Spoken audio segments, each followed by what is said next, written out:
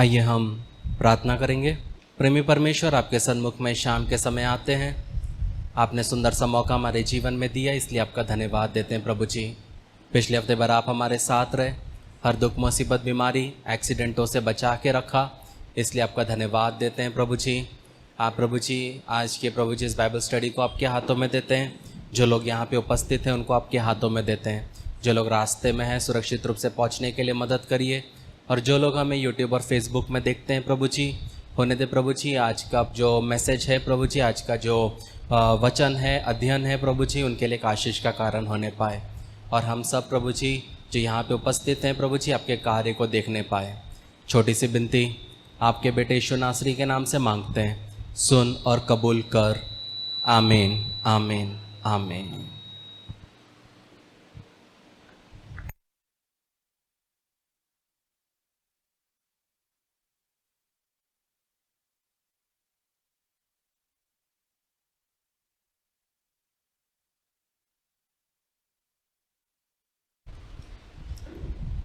आज का हमारा जो बाइबल स्टडी का टॉपिक है वह है बपतिस्मा। पानी का बपतिस्मा के बारे में आज हम देखेंगे। तो जब हम याकूब 3 उसका 1 पढ़ते हैं, वहाँ पे लिखा है, जेम्स चैप्टर 3 वर्स 1, वहाँ पे लिखा है, हे मेरे भाइयों, तुम में से बहुत उपदेशक ना बने, क्योंकि जानते हो कि हम उपदेशक और भी दोषी ठहरेंगे।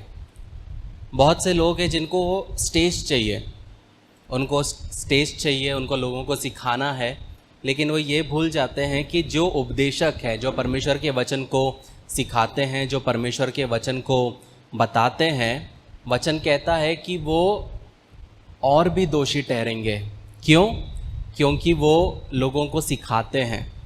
और एक भेड़ से ज़्यादा जिम्मेदार कौन होता है? उसका चरवाहा, क्योंकि भेड़ वहीं जाएगी जहाँ चरवाहा लेके जाएगा। तो अगर एक चरवाहा गलत बताएगा तो क्या होगा? भेड़ भी गलत रास्ते पे चलेगी। इसलिए बहुत ज़रूरी है कि जब मैं यहाँ पे खड़ा होता हूँ तो मेरे लिए बहुत ज़रूरी है कि मैं आपको सच्चाई बताऊँ, आपको पसंद आए या नहीं आए, लेकिन मेरा काम है आपको सच्चाई बताना। ये आपके ऊपर है कि आपको अच्छाई लेना है, नहीं लेना है, छोड़ना है, ये पूरी आपकी जिम्मेदारी है।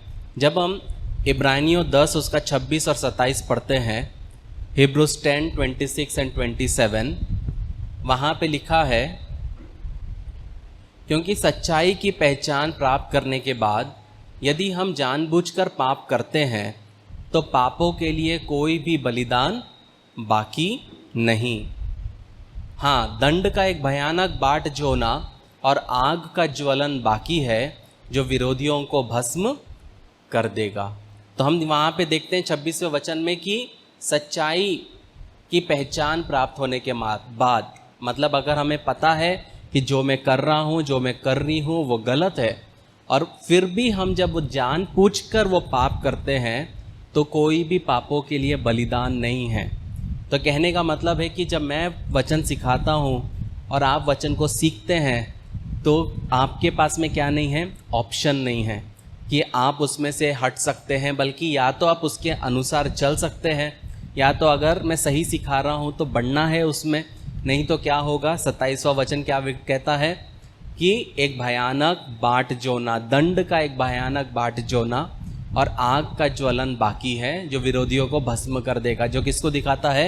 नरक को दिखाता है। जो परमेश्वर के वचन के विरुद्ध चलते हैं उनके लिए वो जगह है। तो जब हम बपतिस्मा के बारे में देखते हैं तो बपतिस्मा एक बहुत ही कंट्रोवर्शियल टॉपिक है और बहुत से लोग इसको नहीं सिखाते, और कुछ लोग सिखाते हैं लेकिन लोगों के अनुसार सिखाते हैं। लेकिन जब हम भजन संहिता 119 उसका 89 पढ़ते हैं, साम 118 वर्स 89, वहाँ पे लिखा है,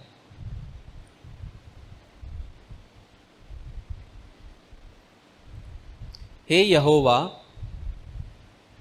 तेरा वचन आकाश में सदा तक स्थिर रहता है। मतलब परमेश्वर का जो वचन है वो स्वर्ग में स्थिर है।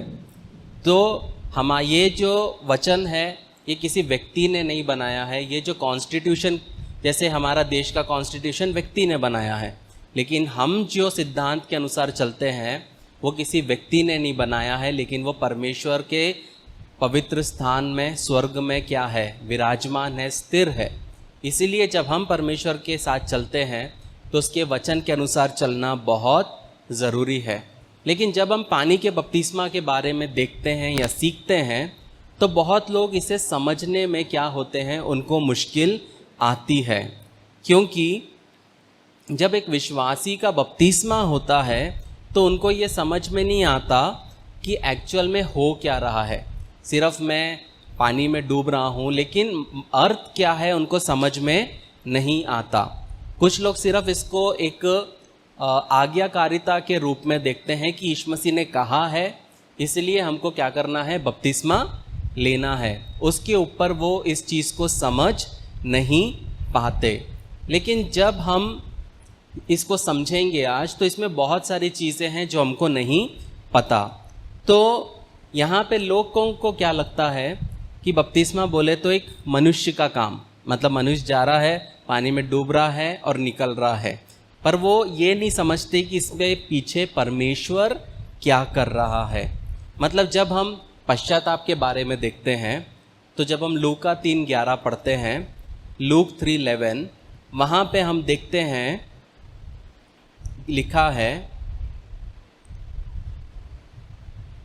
उसने उन्हें उत्तर दिया कि जिसके पास 2 कुर्ते हो वह उसके साथ जिसके पास नहीं है बांट दे, और जिसके पास भोजन हो वो भी ऐसा ही करे। तो यहाँ पे हम देखते हैं कि यूहन्ना बपतिस्मा देने वाला जब पश्चाताप के बारे में बताता है तो वो क्या बोलता है, जिसके पास 2 कपड़े हैं वो 1 कपड़ा उसको दे दे जिसके पास नहीं है। तो जब हम पश्चाताप करते हैं तो हमारे जीवन में क्या होता है, हम अननेसेसरी चीज़ें अपनी पास नहीं रखते, बल्कि जो ज़रूरत की चीज़ें हैं, अगर मेरे पास ज़्यादा है तो मैं अपने भाई को, बहन को, हम सब क्या करते हैं, बांट देते हैं। वहीं पे जब हम लूका 19 उसका 8 पढ़ते हैं, लूक 19:8, वहाँ पे लिखा है, जक्कई ने खड़े होकर प्रभु से कहा, हे प्रभु, देख मैं अपनी आधी संपत्ति कंगालों को देता हूँ, और यदि किसी का कुछ भी अन्याय करके ले लिया है तो उसे 4 गुना फेर देता हूँ। तो यहाँ पे हम देखते हैं कि जक्कई क्या करता है, जब पश्चाताप करता है तब वो बोलता है जिससे मैंने अन्याय से पैसा लिया है उसको 4 गुना दे देता हूँ। वहाँ पे भी जब वो पैसा देगा तो वो क्या कर सकता है, उसको छू सकता है, उसको महसूस हो सकता है कि हाँ मैं कुछ चीज़ कर रहा हूँ। जब हम प्रेरितों के काम 19 उसका 19 पढ़ते हैं, वहाँ पे लिखा है, प्रेरितों के काम 19 उसका 19, वहाँ लिखा है, और जादू करने वालों में से बहुतों ने अपनी अपनी पोतियाँ इकट्ठी करके सबके सामने जला दी, और जब उनका दाम जोड़ा गया जो 50,000 रुपये की निकली। तो यहाँ पे भी हम देखते हैं कि जो जादू टोना करने वाले थे उन्होंने अपनी चीज़ों को क्या किया, जलाया। उसको देख सकते हैं, उसको छू सकते हैं। तो बहुत बार जब हम पश्चाताप करते हैं तब हम वो चीज़ को महसूस कर सकते हैं। जैसे कि हम शराब पीते थे, हम शराब नहीं पीते, शराब की बोतल पकड़ते थे, अब नहीं पकड़ते, सिगरेट पीते थे, अब नहीं पीते, उसको हम छू सकते हैं। तो बहुत सारी चीज़ें जो हम पश्चाताप करते हैं उसको हम महसूस करते हैं, हम देख सकते हैं। पश्चाताप के बाद आता है विश्वास। तो हम विश्वास कैसे करते हैं, रोमियो 10:10। तो रोमियो 10:10 में क्या लिखा है, रोमियो 10 उसका 10 में लिखा है, क्योंकि धार्मिकता के लिए मन से विश्वास किया जाता है और उद्धार के लिए मुंह से अंगीकार किया जाता है। तो यहाँ पे भी हम देखते हैं जब हम यीशु मसीह पे विश्वास करते हैं, हम मुंह से अंगीकार करते हैं और हमको दिख रहा है, हमको महसूस होता है कि हाँ मैं कुछ चीज़ कर रहा हूँ। तीसरा, जब हम पवित्र आत्मा के दान के बारे में देखते हैं तो प्रेरितों के काम 8 उसका 17 जब हम पढ़ते हैं, एक्ट्स 8:17, तो वहाँ पे हम देखते हैं कि मोस्टली जो पवित्र आत्मा मिलता है वो कैसे मिलता है। वहाँ लिखा है, तब उन्होंने उन पर हाथ रखे और उन्हें पवित्र आत्मा पाया। तो जब हम पवित्र आत्मा के लिए प्रार्थना करते हैं, हम हाथ रखते हैं और लोगों को क्या मिलता है, पवित्र आत्मा मिलता है। तो जब हम पश्चाताप के बारे में देखते हैं, हम चीज़ों को फेंकते हैं, चीज़ों को जलाते हैं, हम महसूस कर सकते हैं। विश्वास को जब हम देखते हैं, हम मुंह से अंगीकार करते हैं। लेकिन वहीं पे जब हम पवित्र आत्मा के लिए भी हम जब प्रार्थना करते हैं तो सर पे हाथ रखा जाता है और व्यक्ति क्या करता है, बोलता है। ये सब चीज़ जो है हमको क्या कर लगती है, हम देख सकते हैं। लेकिन जब हम पवित्र आत्मा के बारे में, जब हम बपतिस्मा के बारे में देखते हैं तो हम बहुत सारी चीज़ों को समझ नहीं पाते। तो जब हम बपतिस्मा के बारे में देखते हैं तो सबसे पहले इसकी शुरुआत जो की थी वो यूहन्ना बपतिस्मा देने वालों ने किया था, जो यीशु मसीह के पहले क्या करता था, यीशु मसीह के लिए रास्ता को जिसने तैयार किया। तो जब हम मरकुस 1 उसका 4 पढ़ते हैं, वहाँ पे हम देखते हैं मार्क 1:4, वहाँ लिखा, यूहन्ना आया जो जंगल में बपतिस्मा देता और पापों की क्षमा के लिए मन फिराव का बपतिस्मा का प्रचार करता था। वो पापों की क्षमा के लिए मन फिराव का प्रचार करता था। तो यहाँ पे हम देखते हैं कि जो यूहन्ना बपतिस्मा देने वाले का जो बपतिस्मा था वो क्या था, पश्चाताप का बपतिस्मा था। मतलब एक व्यक्ति जो पश्चाताप कर रहा है उसको वो पश्चाताप के बपतिस्मा में क्या करता था, देता था। अभी जैसे अभी के कलीसियाओं में क्या होता है, कोई व्यक्ति आता है बोलता है मुझे बपतिस्मा चाहिए, वो सीधा उसको बपतिस्मा दे देते हैं। लेकिन लूका 3:8 जब पुरानी कलीसिया जो थी वहाँ पे किसी को भी ऐसे बपतिस्मा नहीं दिया जाता था। वहाँ पे क्या लिखा है, सो मन फिराव के योग्य फल लाओ और अपने अपने मन में ये ना सोचो कि हमारा पिता इब्राहिम है, क्योंकि मैं तुमसे कहता हूँ कि परमेश्वर इन पत्थरों से इब्राहिम के लिए संतान उत्पन्न कर सकता है। पहला लाइन क्या है, मन फिराव के योग्य फल लाओ। मतलब जब पहली कलीसिया में कोई व्यक्ति आके बोलता था कि मुझे बपतिस्मा चाहिए, तब उसके साथ में 2 गवाह भी रहते थे। जैसे एक व्यक्ति था, पियक्कड़ था, वो आके बोलेगा मुझे बपतिस्मा चाहिए, तो उसके साथ में गवाह रहते थे जो बोलते थे कि हाँ ये व्यक्ति पियक्कड़ था, ये व्यक्ति व्यभिचारी था, ये व्यक्ति पापी था, लेकिन अभी इसने अपने रास्ते बदल दी है। तो इन दोनों की गवाही के अनुसार इस व्यक्ति को क्या दिया जाता था, बपतिस्मा दिया जाता था। तो कहने का मतलब है कि बपतिस्मा तब लेना चाहिए जब हमारा पश्चाताप का फल दिखे। मतलब आपके अंदर में कुछ चेंज आना चाहिए। सिर्फ चर्च में आके बैठने से आपको बपतिस्मा नहीं मिलेगा, आपको पश्चाताप का फल आपके जीवन में दिखाना बहुत ज़रूरी है। एक और जो क्वेश्चन उठता है कि बपतिस्मा किससे लेना चाहिए। जब हम बाइबल पढ़ते हैं तो बाइबल में ऐसा कहीं पे भी नहीं लिखा है कि बपतिस्मा इस व्यक्ति से लेना चाहिए या उस व्यक्ति से लेना चाहिए। लेकिन बाइबल में ऐसा कहीं भी जगह नहीं हम पढ़ते हैं कोई भी विश्वासी को कि जो बोला है कि हमने बपतिस्मा नहीं लिया है। कहने का मतलब है कि बपतिस्मा एक ऐसे व्यक्ति से लेना चाहिए जो प्रभु के वचन में चलता हो, जो पवित्र आत्मा में भरा हुआ हो, उसके अगुवाई में चलता हो। हर एक जन जो बाइबल में लोगों ने बपतिस्मा दिया, सभी लोग अपोस्तल नहीं थे। लेकिन यीशु मसीह ने क्या कहा, मत्ती 28:19 में, मैथ्यू 28:19 वहाँ लिखा है 28:19 में, इसलिए तुम जाकर सब जातियों के लोगों को चेला बनाओ और उन्हें पिता और पुत्र और पवित्र आत्मा के नाम से बपतिस्मा दो। तो यहाँ पे ऐसा नहीं लिखा है कि सिर्फ अपोस्तल ही बपतिस्मा दे सकते हैं, सिर्फ पास्टर ही बपतिस्मा दे सकता है, ऐसा नहीं है। ऐसी परिस्थिति लाइफ में आएगी जब आप विश्वास में हो, आप में पवित्र आत्मा है, आप वचन के अनुसार चलते हो और आपके सामने एक व्यक्ति है जो हो सकता है वो आपसे आखिरी बार मिल रहा हो और आपके पास वो बोलेगा मुझे बपतिस्मा चाहिए क्योंकि मैं जा रहा हूँ इराक, मैं जा रहा हूँ ईरान, वहाँ पे मुझे कोई नहीं देगा, तो आप भी वहाँ पे उस व्यक्ति को बपतिस्मा दे सकते हो। बाइबल में ऐसा कोई भी क्राइटेरिया नहीं लिखा गया है कि यही व्यक्ति बपतिस्मा दे सकता है। लेकिन जितना हम वचन जानते हैं उसके अनुसार ये बोल सकते हैं कि एक व्यक्ति वचन में होना चाहिए, पवित्र आत्मा से भरा हुआ होना चाहिए, आत्मिक होना चाहिए, उसके हाथ से बपतिस्मा लेना अच्छी बात है। एक और सवाल ये उठता है कि पानी कितना होना चाहिए। अभी रिसेंटली बेंगलोर में एक चर्च है, मैं नाम वाम नहीं लूँगा, बहुत बड़ा चर्च है, हज़ारों का कॉन्ग्रीगेशन है। और जब बीच में कोविड हुआ था तब उन लोगों ने क्या किया, बपतिस्मा में बकेट में पानी भरा और सर से लेके पैर तक डाल दिया। उसके लिए उनको बहुत क्रिटिसाइज़ किया गया। और बाद में उन्होंने उस चीज़ के लिए माफ़ी मांगी और बाद में पानी का प्रॉपर बपतिस्मा उन्हें दिया गया। लेकिन ऐसे बहुत से जगह हैं जहाँ पे पानी की दिक्कत है। जैसे बहुत से आर्मी वाले जो हैं इंडिया में बहुत कम है, लेकिन जो इराक में, ईरान में, सीरिया में जो आर्मी वाले रहते हैं, जो यीशु मसीह को वहाँ पे अपनाते हैं, उनके पास पानी नहीं है, उनके पास कुछ भी नहीं है, तब वो लोग क्या करते हैं वहाँ पे वो एक ग्लास लेते हैं, पानी लेते हैं और उनको पानी से बपतिस्मा दे देते हैं। कुछ जगह है, इवन इंडिया में भी रेगिस्तान वाले एरियाज़ में पानी की दिक्कत है, वो लोग एक शीट को गीला करते हैं और वो शीट से ओढ़ देते हैं और बोलते हैं पिता पुत्र पवित्र आत्मा के नाम से वो उनकी परिस्थिति वैसी है। उनकी परिस्थिति वैसे होने की वजह से कुछ लोग अपने अपने तरीके से क्या करते हैं, नए नए तरीकों का निर्माण करते हैं। लेकिन मैं उसको वो नहीं कर रहा हूँ, मतलब मैं आपको दोनों साइड बताने की कोशिश कर रहा हूँ। तो ऐसी परिस्थितियाँ हो सकती है, आपकी ज़िंदगी में आ सकती है, जब आपको ये सब चीज़ें अलग अलग जगह से समझ आए।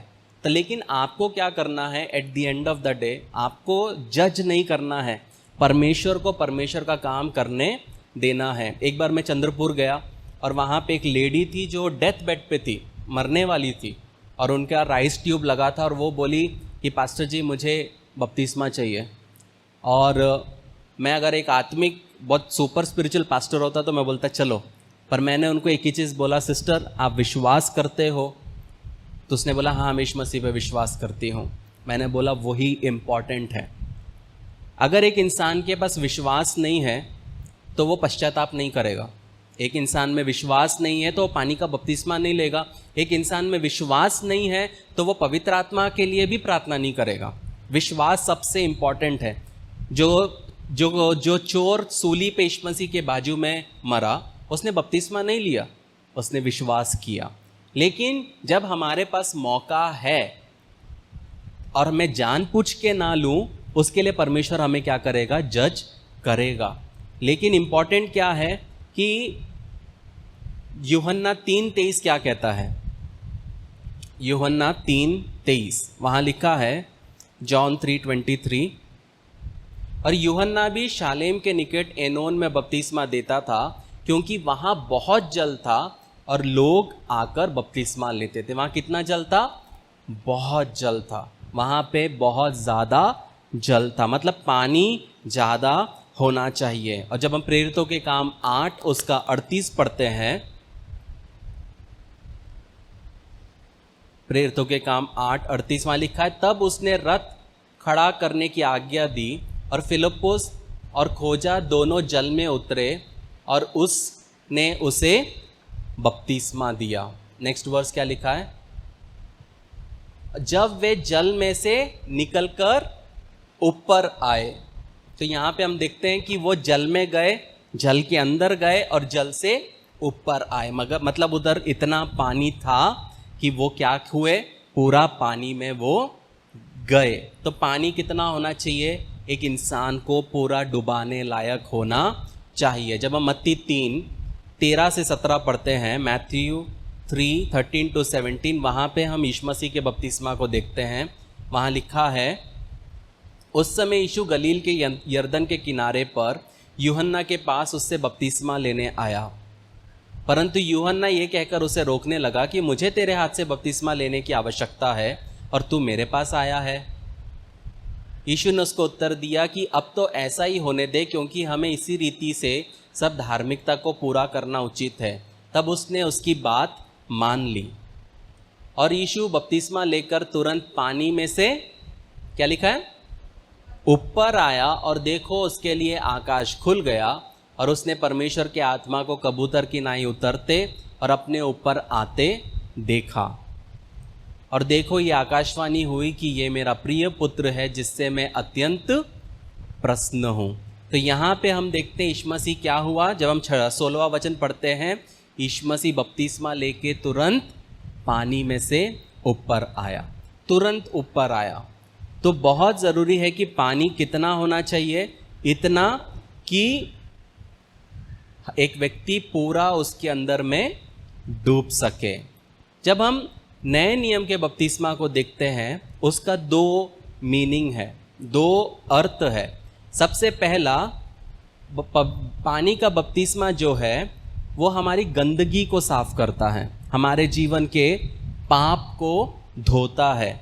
जब हम प्रेरितों के काम 22 उसका 16 पढ़ते हैं, क्या लिखा है वहाँ पे? प्रेरितों के काम 22 उसका 16, अब क्यों देर करता है, उठ बपतिस्मा ले और उसके नाम लेकर अपने पापों को धो डाल। मतलब जब हम पानी का बपतिस्मा लेते हैं, परमेश्वर क्या करता है, वो प्रोसेस में हमारे पूरे पापों को मिटा देता है। मतलब जब हम पश्चाताप करते हैं, हम सिर्फ वही पाप को माफ़ी मांग पाते हैं जो हमको याद है, लेकिन जब बपतिस्मा लेते हैं तो जो पाप आपको याद भी नहीं है, परमेश्वर उसको पूरा क्लीन कर देता है। और जब हम इफिसियों 5 उसका 26 पढ़ते हैं, वहाँ पे भी देखते हैं क्या लिखा है। इफिसियों 5 उसका 26, वहाँ लिखा है कि उसके वचन के द्वारा जल के स्नान से शुद्ध करके पवित्र बनाए। तो यहाँ पे हम देखते हैं कि वचन के द्वारा जल के स्नान से, जल के स्नान किसको दिखाता है? पानी के बपतिस्मे को दिखाता है कि शुद्ध करके हम क्या होते हैं? पवित्र बनते हैं। तो यहाँ पे हम देखते हैं कि जब हम बपतिस्मा लेते हैं कि अंदरूनी सफाई वो पानी करता है। आपने बहुत बार देखा होगा कि जब हमारे अंदर में बहुत फ्रस्ट्रेशन आता है, जब गंदे सोच आते हैं या कुछ भी होता है, या आपने बहुत सारे जगह ऐसी सीन्स देखे होंगे जहाँ पे एक व्यक्ति जब मर्डर कर देता है या कुछ करता है, वो जाके एकदम से नहाता है। मतलब एक इंसान के अंदर में क्या है, एक इच्छा है, मतलब उसको लगता है कि वो पानी से गीला हो जाएगा तो वो शुद्ध हो जाएगा। ऐसा नहीं होता। लेकिन जब हम प्रभु के सामने जब हम बपतिस्मा लेते हैं, वो एक्चुअल में होता है। बहुत लोगों को लगता है कि जब वो गलती करते हैं, पाप करते हैं, उसके बाद में नहाने से साफ हो जाएगा, वो नहीं होता। लेकिन जब हम परमेश्वर के सामने पिता, पुत्र, पवित्र आत्मा के नाम से बपतिस्मा लेते हैं, तो वो क्या करता है? वो हमारे पूरे पापों को धोता है, साफ करता है। इसीलिए जब हम बपतिस्मा लेते हैं, इमीडिएट उसके बाद में पवित्र आत्मा के लिए प्रार्थना करते हैं। क्यों? क्योंकि वो जो समय रहता है, हम खाली हो जाते हैं। परमेश्वर हमको पूरा धो के साफ करता है, और वो सबसे अच्छा समय रहता है पवित्र आत्मा से भरने का। इसलिए जिस दिन बपतिस्मा हुआ नयन का और आंटी का, उसी दिन शाम को उनके लिए प्रेयर किया और बहुत आसानी से उनको पवित्र आत्मा मिल गया। क्यों? क्योंकि वो पूरे खाली थे। लेकिन जैसे जैसे हम उस चीज़ को इग्नोर करते हैं, और क्या होता है, जब हमारा बपतिस्मा हुआ तो क्या होता है, हम पूरे साफ हो जाते हैं, हमारे अंदर से गंदगी चली जाती, पाप चला जाता है। फिर हम धीरे धीरे फिर से हम क्या करते हैं, हम इंसान होने के नाते हम फिर से गंदगी में जाते हैं, हम फिर से पाप करते, और हम क्या नहीं करते? पश्चाताप नहीं करते। और जब हम पश्चाताप नहीं करते, हम बोलते परमेश्वर मेरे सब पापों को माफ़ कर। बाइबल में जनरल कन्फेशन ऑफ सिन नहीं है। मतलब बाइबल कहीं पे भी नहीं कहता कि प्रभु जी मेरे सारे पाप को माफ़ कर। हम जब माफ़ी मांगते हैं, हमको एक एक पापों का माफ़ी मांगना चाहिए। इसीलिए हमेशा मैं बोलता हूँ कि रोज़ एक प्रोसेस बनाओ। सोने के पहले वेट करो, पवित्र आत्मा से पूछो मुझसे क्या गलतियाँ हुई है। रोज़ का गंदगी रोज़ साफ करोगे तो आप ज़्यादा पवित्र आत्मा में बढ़ पाओगे, ज़्यादा प्रभु में बढ़ पाओगे। तो जो लोग बपतिस्मा ले लेते हैं, फिर पवित्र आत्मा के लिए प्रार्थना नहीं करते, धीरे धीरे फिर क्या होते हैं, वो दुनिया में जाते, पुरानी ज़िंदगी में जाते, और धीरे धीरे वो दूर हो जाते, फिर से वो गंदगी उनमें भर जाती। गंदगी साफ नहीं होती क्योंकि वो पश्चाताप नहीं करते। तो फिर धीरे धीरे क्या होता है कि जब वो पवित्र आत्मा के लिए प्रार्थना करते हैं, वो उनको नहीं मिल पाता, उनको बहुत दिक्कत आती है। इसलिए बहुत ज़रूरी है, जब हमारे यहाँ पे जब हम बपतिस्मा लेते हैं, इमीडिएट हम लोग विद इन दैट वीक हम लोग कोशिश करते हैं, मौका मिला तो उसी दिन हम लोग प्रार्थना करते हैं कि पवित्र आत्मा का बपतिस्मा भी मिले। तो पहला जब बपतिस्मा होता है वो आपके पापों को धोता है, और दूसरा जो होता है वो है जब हम कुलोसियों 2 उसका 9 से 12 पढ़ते हैं, वहाँ पे लिखा है, क्या लिखा है? क्योंकि उसमें ईश्वरत्व की सारी परिपूर्णता सदैव वास करती है, और तुम उसी में भरपूर हो गए हो, जो सारी प्रधानता और अधिकार का शिरोमणि है। उसी में तुम्हारा ऐसा खतना हुआ है जो हाथ से नहीं होता, अर्थात मसीह का खतना, जिससे शारीरिक देह उतार दी जाती है, और उसी के साथ बपतिस्मा में गाड़े गए, और उसी में परमेश्वर की शक्ति पर विश्वास करके जिसने उसको मरे हुओं में से जिलाया, उसके साथ जी भी उठे। तो यहाँ पे दूसरा अर्थ है। पुराने नियम में इस्राएली लोगों का क्या होता था? खतना होता था। नए नियम में खतना के जगह आ जाता है पानी का बपतिस्मा। तो जब हम बपतिस्मा हमारा जब होता है, तब एक तो हमारे पाप धुलते हैं, और दूसरा हम यीशु मसीह के साथ मारे जाते हैं। ये हमारा क्या होता है? बपतिस्मा में गाड़े गए, और उसी में परमेश्वर की शक्ति पर विश्वास करके जिसने उसको मरे हुए में से जिलाया, उसके साथ जी भी उठे। मतलब जब आपका बपतिस्मा होता है और जब आपको नीचे आप जाते हैं, तब यीशु मसीह के साथ आप मारे जाते हो, गाड़े जाते हो। जब आप पानी से ऊपर आते हो, तब क्या होता है? आप जी उठते हो, एक नया व्यक्ति आप बनते हो, एक नया क्रिएशन आप बनते हो। तो जब हम यूहन्ना 3:5 पढ़ते हैं, यूहन्ना 3:5 वहाँ लिखा है, यीशु ने उत्तर दिया कि यदि मैं तुझसे सच सच कहता हूँ, जब तक कोई मनुष्य जल और आत्मा से ना जन्मे, तो वे परमेश्वर के राज्य में प्रवेश नहीं कर सकता। तो यहाँ पे हम देखते हैं कि जल और आत्मा, ये दो चीज़ हमारे लिए बहुत ज़रूरी है। जब पानी का बपतिस्मा होता है, वो जल का बपतिस्मा है, और जब पवित्र आत्मा का बपतिस्मा हमें मिलता है, वो आत्मा से जन्म लेना उसको बोला जाता है। लेकिन सवाल ये उठता है कि पानी का बपतिस्मा लेने से क्या होता है? मतलब हमने देखा कि पाप माफ़ होते हैं, हम यीशु मसीह के साथ मारे जाते, गाड़े जाते हैं। अगर मैं नहीं लूँ तो क्या होगा? तो जब हम मरकुस 16 उसका 16 वचन पढ़ते हैं, मरकुस 16 अध्याय उसका 16 वचन, वहाँ क्या लिखा है? जो विश्वास करे और बपतिस्मा ले, उसी का उद्धार होगा, परंतु जो विश्वास ना करेगा वो दोषी ठहराया जाएगा। मतलब यहाँ पे हम देखते हैं कि आपका उद्धार के साथ में बपतिस्मे को जोड़ा गया है। हाँ, आप आज प्रभु में आए और आप शाम को आपकी मृत्यु हो गई, वो अलग बात है, वो परमेश्वर जानता है। लेकिन आप प्रभु में आए 10 साल पहले, 30 साल तक आपने बपतिस्मा नहीं लिया, तो परमेश्वर हो सकता है आपको उस चीज़ के लिए अकाउंटेबल कर सकता है, क्योंकि वचन कहता है जो विश्वास करे और बपतिस्मा ले, उसी का उद्धार होगा। तो बपतिस्मा जो है वो हमारे साथ क्या होता है? हमारे साथ में हमें स्वर्ग जाने का एक आश्वासन है परमेश्वर का कि हाँ, जब मैं बपतिस्मा लेता हूँ तो मैं अपने उद्धार को डबल श्योरिटी में लेके जा रहा हूँ, परमेश्वर के साथ में, उसके वचन के साथ में और मजबूत हो रहा हूँ। लेकिन उससे भी एक बढ़िया बात है बपतिस्मा का, जब हम पानी का बपतिस्मा लेते हैं, उसके बाद में शैतान का आपके ऊपर हक नहीं रहता। ये बहुत बड़ी चीज़ है। मतलब आपने देखा होगा, जब कोई व्यक्ति चर्च में आता है, बाइबल पढ़ता है, गाना गाता है या गाती है, किसी को कोई दिक्कत नहीं। लेकिन जैसे ही वो व्यक्ति घर पे बोलती है या बोलता है मुझे बपतिस्मा लेना है, अचानक से उसके घर के पूरे लोग उसके खिलाफ हो जाते हैं कि तेरे को चर्च जाना है जा, तेरे को बाइबल पढ़ना है पढ़, तेरे को गाना गाना है गा, लेकिन तू बपतिस्मा नहीं लेगी, लेकिन तू बपतिस्मा नहीं लेगा। पता है क्यों? क्योंकि शैतान जानता है कि जिस दिन ये व्यक्ति पानी में बपतिस्मा लेगा और ये नया व्यक्ति बनेगा, उसके बाद मेरा हक इस पे नहीं है। तो बपतिस्मा के बाद फिर शैतान क्यों काम करता है? क्योंकि हम उसको हक देते हैं, हम पाप करते हैं, हम परमेश्वर के वचन के विरुद्ध में चलते हैं, वचन के अनुसार नहीं चलते हैं। तब शैतान क्या करता है? शैतान हमारे ऊपर में काम करता है। तो जब हम रोमियो 6 उसका 11 से 14 पढ़ते हैं, वहाँ पे लिखा है, रोमियो 6 11 से 14, ऐसे ही तुम भी अपने आप को पाप के लिए तो मरा, परंतु परमेश्वर के लिए मसीह यीशु में जीवित समझो।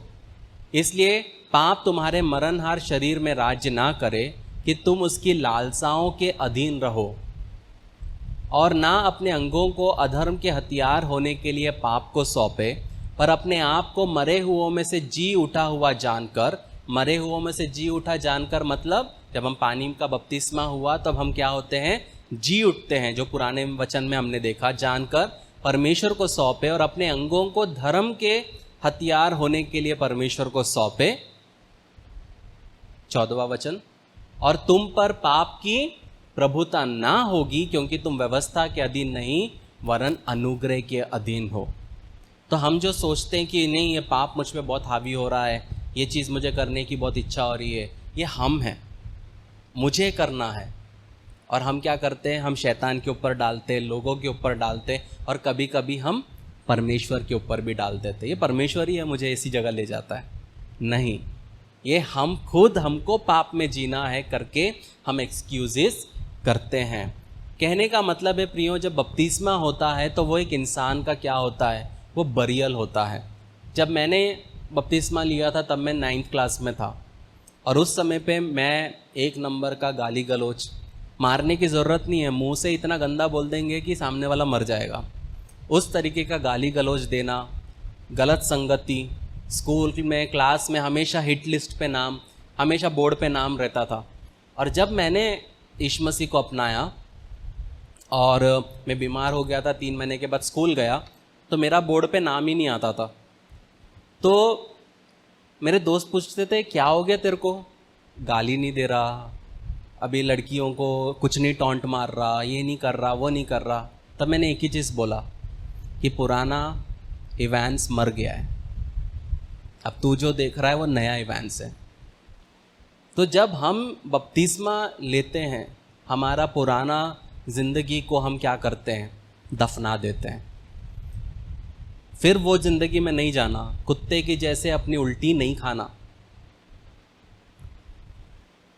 तो बहुत ज़रूरी है कि बपतिस्मा जो है वो आप सबका, हम सबका जिस दिन हुआ वो क्या था, हमारा क्रियाक्रम था, ख़त्म, हमारा बरियल था, पुराना ज़िंदगी के साथ हमारा ख़त्म हो गया था। जब आपने देखा होगा, अगर आप जिनके घर में मृत्यु होती है, जैसे किसी का पति मरता है और शव घर पे रखा रहता है पति का, पत्नी से कोई मिलने आता है तो पत्नी क्या बोलती है, आइए देखिए मेरे पति को कैसे सो रहे हैं, जिंदा थे तो मारते थे, अभी मरने के बाद कितने शांत पड़े, ऐसे बोलते हैं जैसे कि वो है। और जब उनको गाड़ दिया जाता है, जला दिया जाता है, फिर एकदम से पत्नी के सेंटेंस में चेंज आ जाता है, अभी है बोले थे, जैसे ही क्रियाक्रम हो जाता है, बरियल हो जाता है, पत्नी क्या बोलती है, वो बहुत अच्छे थे। है से प्रेजेंट से पास्ट टेंस हो जाता है। तो जब हम प्रभु में हम क्या करते हैं, जब हम प्रभु में विश्वास करके पानी का बपतिस्मा देते हैं तो हमारा खत्म हो जाता है, पुराना ज़िंदगी ख़त्म हो जाता है, एक नया ज़िंदगी की शुरुआत होती है। जब यीशु मसीह, ठीक है वहाँ पे हम आएंगे, तो जब हमारा बपतिस्मा होता है तब हम पुरानी ज़िंदगी को क्या करते हैं, बाय बाय।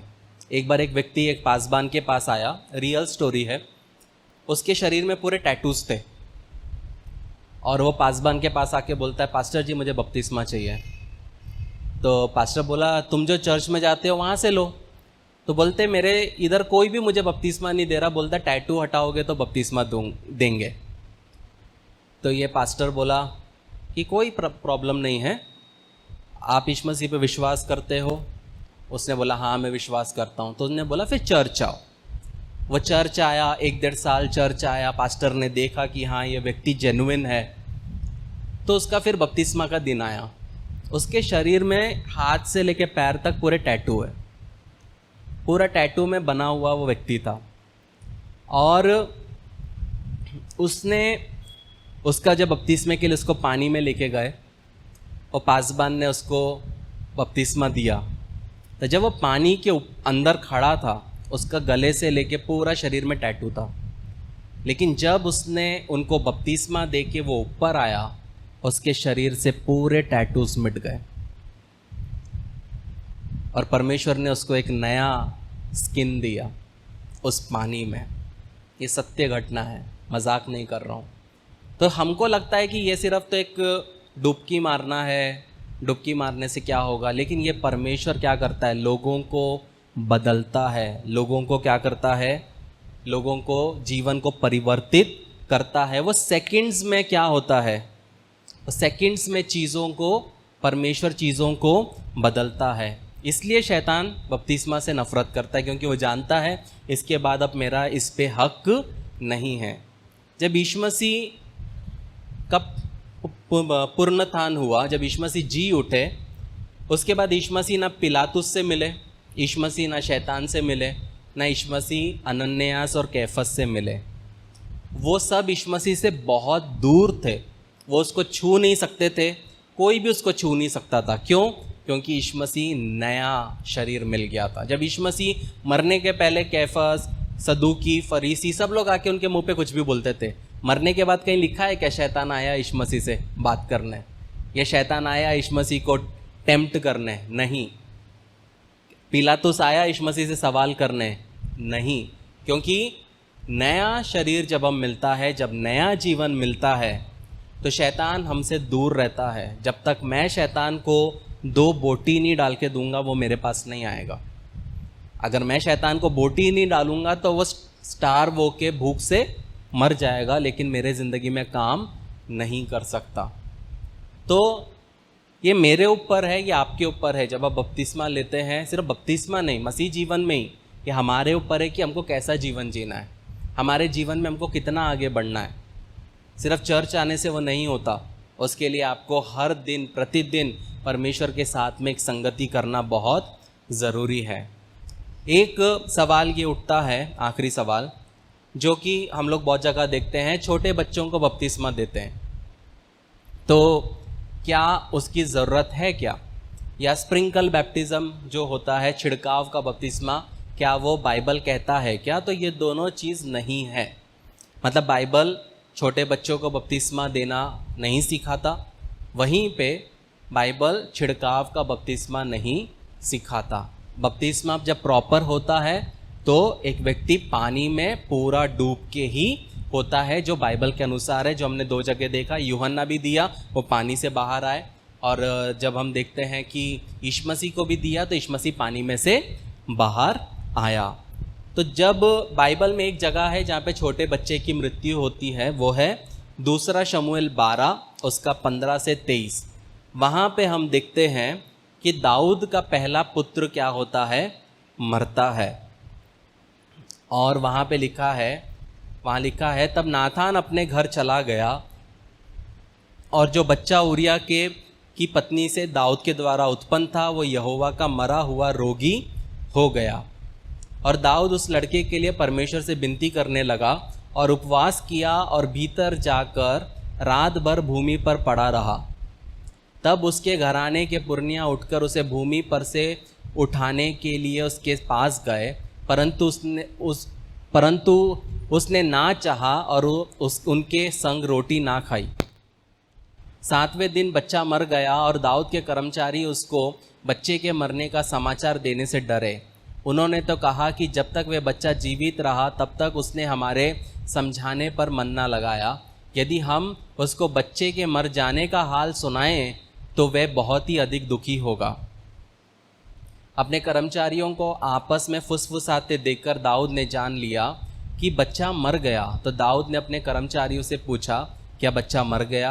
उन्होंने कहा, हाँ, मर गया। तब दाऊद भूमि पर से उठा और नहाकर तेल लगाया और वस्त्र बदला।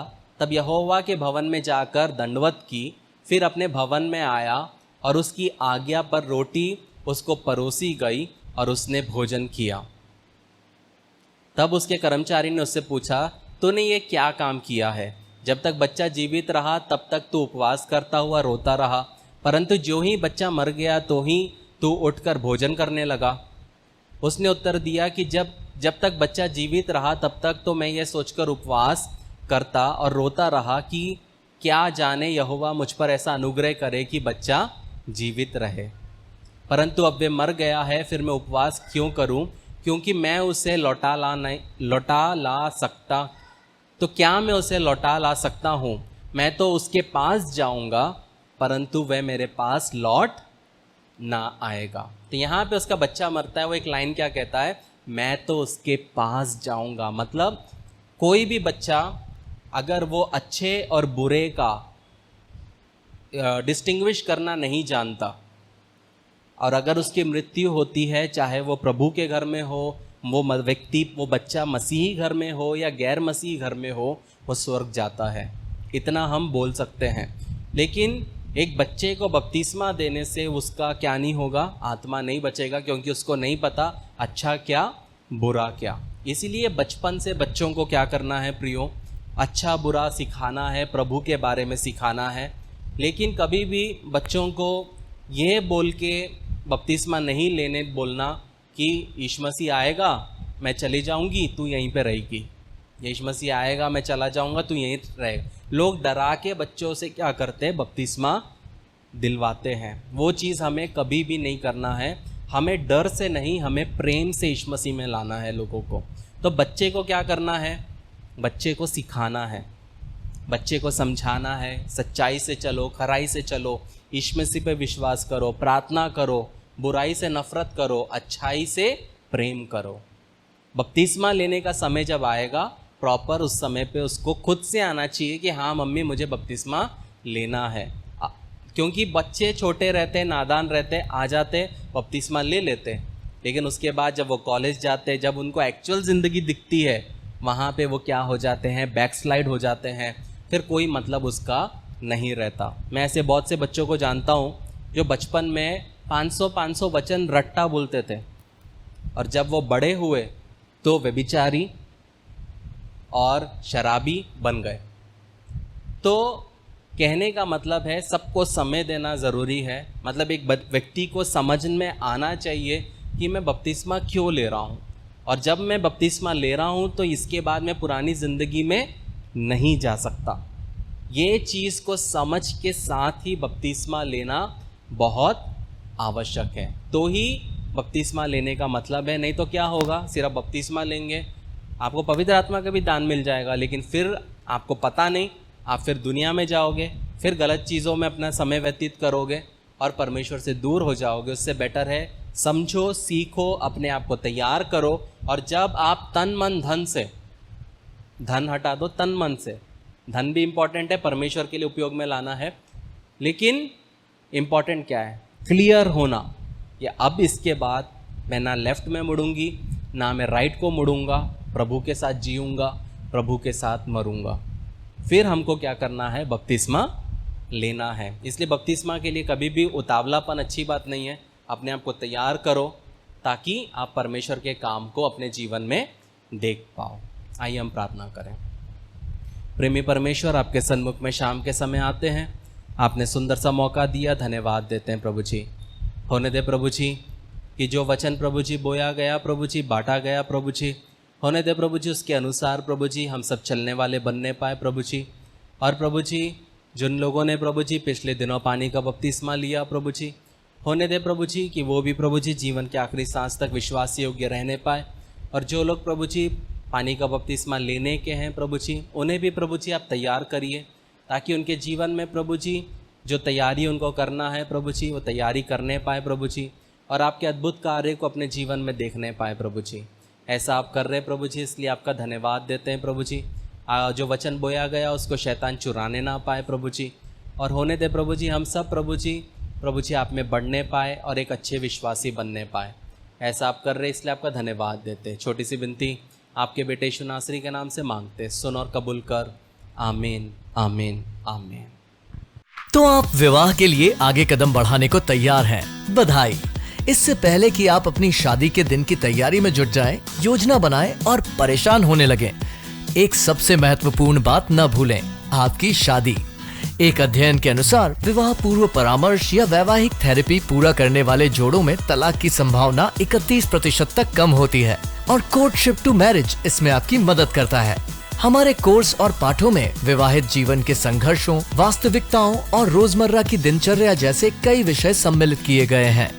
इस कार्यक्रम पर कई जोड़ों का भरोसा रहा है जो जिंदगी के इस नए स्तर पर जाने के लिए तैयार हैं। लेकिन इसके लिए सिर्फ हमारी बात को ही न माने, आप अपना पहला पाठ मुफ्त सीख सकते हैं। एक बार जब आप कोर्टशिप टू मैरिज के साथ रजिस्ट्रेशन करते हैं तो आप हमारी 30 दिन की मनी बैक गारंटी द्वारा भी सुरक्षित रहते हैं और आप तैयार हैं एक सुखी वैवाहिक जीवन के लिए। courtship2marriage.com पर आज ही अपना पहला लेसन शुरू करें।